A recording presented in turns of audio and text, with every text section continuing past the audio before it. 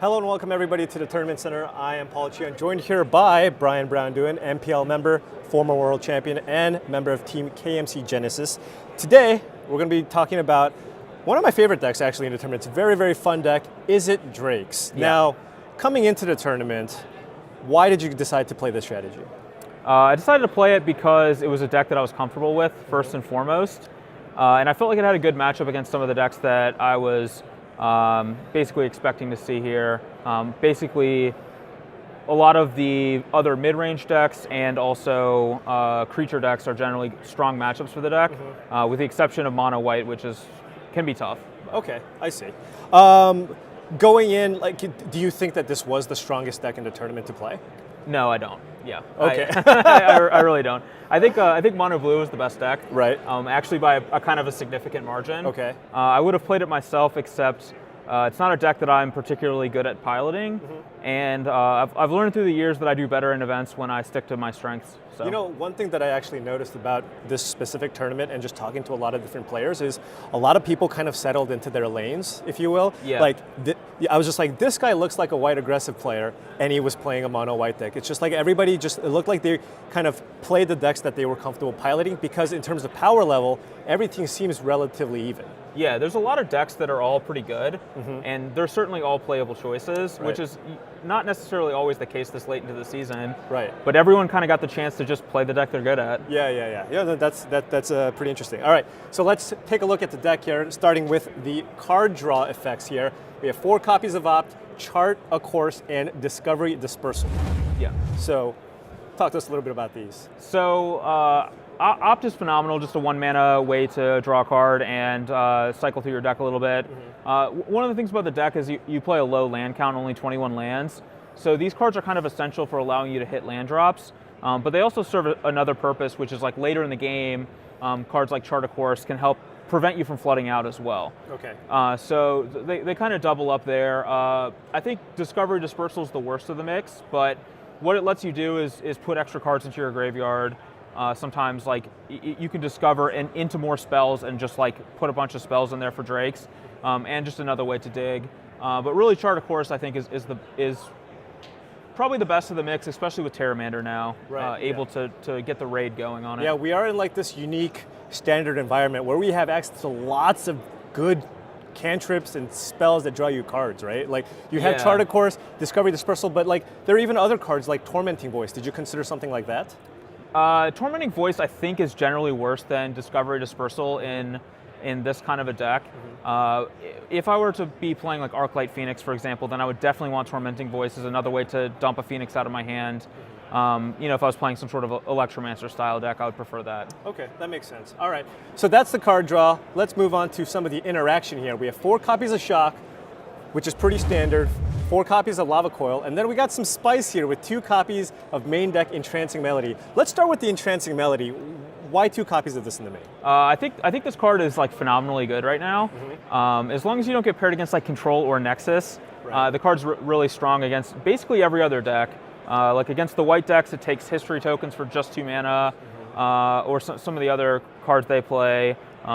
Even against decks like Sultai, it's really strong, sometimes taking a big Wild Growth Walker, or even taking a Hydroid Krasis after they've invested 8 mana into it. Oh, it just straight up 4 mana just steals a Hydroid Krasis. Yep. Okay. So that's a huge benefit to the deck. Okay. Or to this card is things like that. And then there's a number of other matchups that are playing cards like Rekindling Phoenix. Some of those games sometimes go a little bit longer. Stealing a Phoenix is backbreaking. Right. So despite the fact that this is kind of on the slightly clunkier end in terms of removal spells that you want, it's just so powerful in the current metagame you decided to play these cards. Right. Yeah, I kind of hedged a little bit that there would be less Control and Nexus, and Entrancing Melody is basically good against pretty much every other deck. Okay, cool. And then of course, Shock and Lava Coil. Yeah, just pretty standard on Shock and Lava Coil. Just a 1-mana removal spell in Shock is pretty awesome, because a lot of times you want to kind of have the tempo advantage with this deck. So if your opponent gets out too fast against you, sometimes your Drakes aren't fast enough to hold down the fort or turn the tide. So having access to cheap removal is pretty key to not falling behind against some of the aggressive strategies. Okay. And was it really important to go with something like a Lava Coil over something like, let's say, Lightning Strike, which has the added flexibility of going to the face? I like that Lava Coil deals 4. One, it's pretty important in the mirror match to take out other Drakes, things like that. But also, Rekindling Phoenix has started to see a lot more play now in a variety of decks, like Rakdos and Gruul, to where I think being able to exile off Lava Coil is a little bit better. However, Lightning Strike was a card that I do think is possibly good enough to play instead. Yeah, so. Absolutely. All right, so we talked about all the spells. Let's go to our big win condition. Izzet Drakes, 4 copies of Terramander, 4 copies of Enigma Drake, 4 copies of Crackling Drake. Now these 2 cards, they've been around. Why is Terramander so ridiculous? A couple of reasons. The first is that it costs 1 mana, which allows you to go turn 1 Terramander, turn 2 Charter-Cores, which is just a really great start because unlike the Arc-like Phoenix version, you actually want all your cards. So that just being able to Divination for 2 mana is really strong. But also later in the game, the beauty of this card is sometimes you get a bunch of spells in your yard, and it lets you do things like play a removal spell and play a 5/5 the same turn.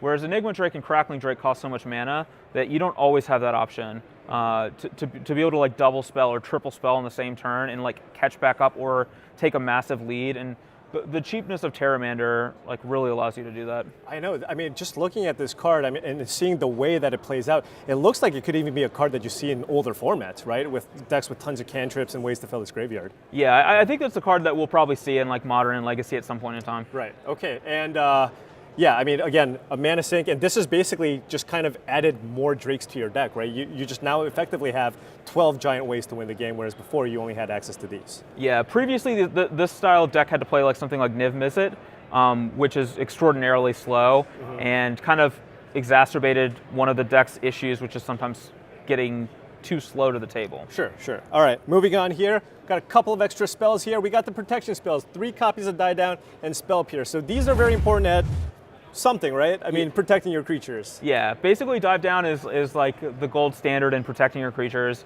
which is really important because people are trying to kill them, so it is nice. People play removal. Yeah, people weirdly enough play removal. Strange. But the thing is Dive Down is actually good even in matchups where there's not a lot of removal sometimes, just as a way to you know, if your opponent attacks you with a 4/4, you block with your Drake, dive down. Oh, combat trick. Yeah, the old combat trick. Now, Spell Pierce I think sucks, to be completely honest. All right. So you heard it here. Spell Pierce sucks. Yeah, I got convinced to play it, but I think because Spell Pierce is a known quantity in this style of deck, it has lost its like. The surprise factor is now gone. Exactly, the surprise factor's gone. Yep. All right.